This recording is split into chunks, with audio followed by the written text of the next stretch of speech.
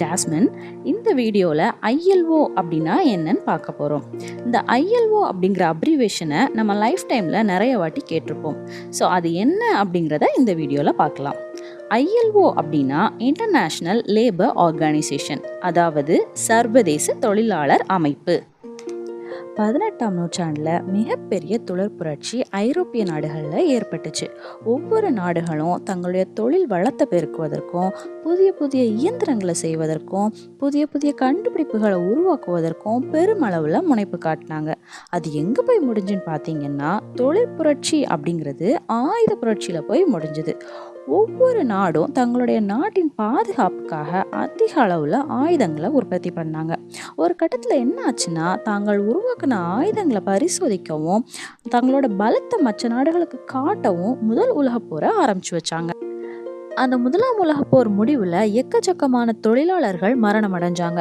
இது தொழிலாளர்கள் உலகத்தில் மிகப்பெரிய மாற்றத்தை உருவாக்கிச்சு. ஸோ இந்த முதலாம் உலகப் போருக்கு அப்புறமா உலகத்தில் உள்ள எல்லா தொழிலாளர்களும் ஒன்றிணைய ஆரம்பித்தாங்க. இதனால தான் தொழிற்சங்கங்கள், தொழிலாளர் கட்சிகள், லேபர் பார்ட்டிஸ் இது எல்லாமே உருவாக ஆரம்பிச்சு.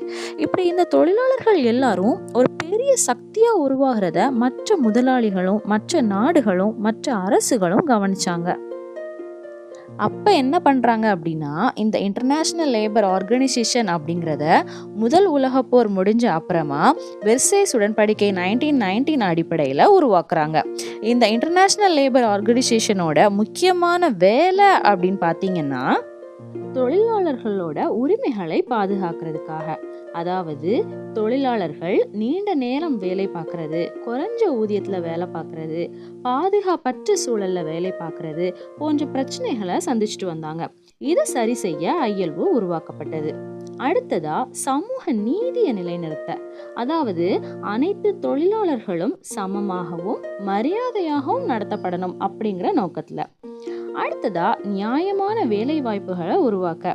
அது எப்படின்னா, பாதுகாப்பான சூழல்ல நியாயமான சம்பளத்துல நல்ல வேலை வாய்ப்புகளை கொடுக்கிறது.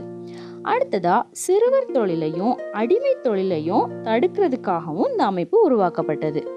கடைசியா தொழில் தொடர்பான முடிவுகளை அரசு, தொழிலாளர்கள், முதலாளிகள் இப்படி 3 பேரும் சேர்ந்து கருத்து பகிரும் ஒரு தளத்தை உருவாக்குவதையும் நோக்கமாக கொண்டு தான் இந்த ILO உருவாக்கப்பட்டது.